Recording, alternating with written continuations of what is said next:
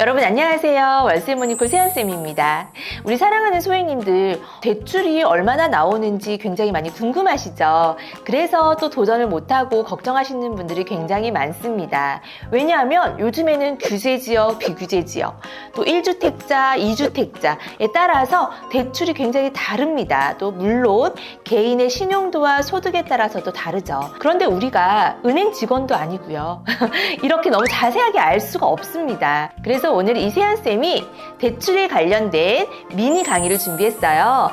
이 정도만 알고 시작하셔도 여러분들 충분히 하실 수 있습니다. 그리고 대출의 규제가 없는 다른 물건 종류들도 있거든요. 항상 아는 만큼 보인다고 제가 누누이 말씀드리죠. 오늘은 주택에 관련해서 규제지역, 비규제지역, 무주택자와 1주택자, 2주택자에 관련된 대출에 대한 미니 강의를 한번 들어보도록 할게요. 이 정도만 아셔도 충분합니다.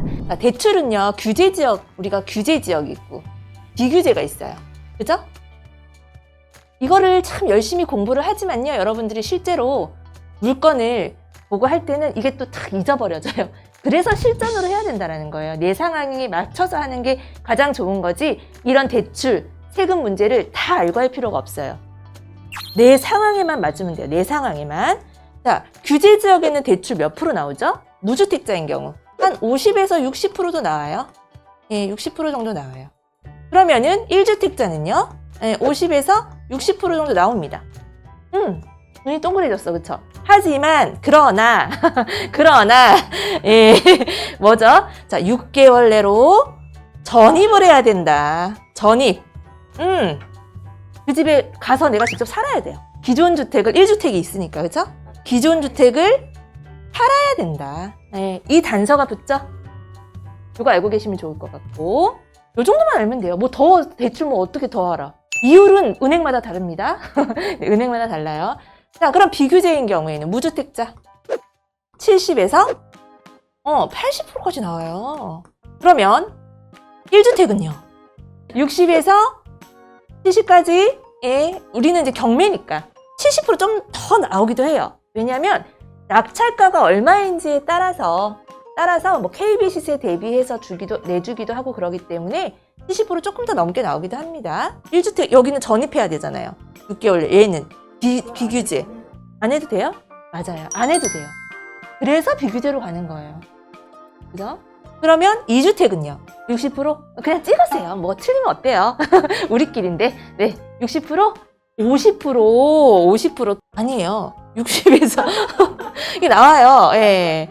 이것도 우리가 이제 경매라서 나오지만 뭐 개인의 소득과 부채 상황에 따라서 조금 달라질 수 있다. 하지만 경매는 조금 유연하게 해주는 편이에요. 다른 대출에 비해서.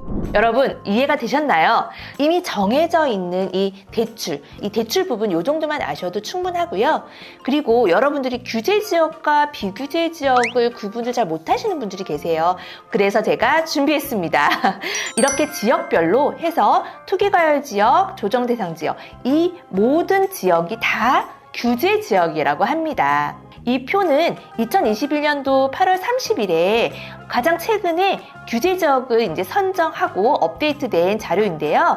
네, 여기에서 나와 있는 이 지역들은 다 규제 지역이라고 생각하시면 됩니다. 그리고 예외 사항이 있어요. 예를 들자면 여기 남양주 있죠. 이 남양주에 보니까 주석 주2라고 되어 있어요. 예외 사항 주2를 한번 살펴볼게요. 화도읍, 수동면 및 조합면은 제외라고 명시되어 있죠. 남양주 중에서도 여기 주석으로 달려있는 화도읍, 수동면 및 조합면은 제외입니다. 이 읍면은 비규제 지역이라는 거죠. 그래서 수도권 쪽에서도 비규제 지역이 있고요. 또 하나 예를 들어볼까요? 경남 지역을 보니까 창원 의창구와 창원 성산구, 이 두 지역은 창원시 중에서 규제 지역이고요. 창원시는 5개의 구가 있어요. 의창구, 성산구, 마산 회원구, 마산 하포구, 진해구.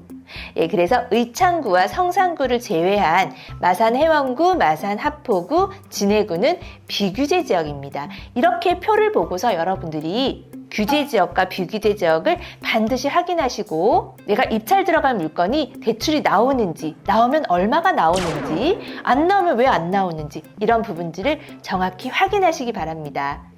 그리고 여러분 안 되면 될 수 있는 방법들을 여러분들이 계속 찾으시면 됩니다. 제가 끝으로 여러분들에게 좋은 말 한마디 하고 마치도록 하겠습니다. 의심하면 의심하는 만큼밖에 못하고 할 수 없다고 생각하면 할 수 없는 것이다. 네, 여러분들 할 수 있다라고 반드시 생각하시고 해내야 합니다. 하실 수 있으시죠? 네, 오늘도 사랑하는 소행님들에게 이세연쌤 함께 화이팅 외치고 마치도록 하겠습니다. 하나, 둘, 셋, 화이팅! 안녕! 다음에 봐요.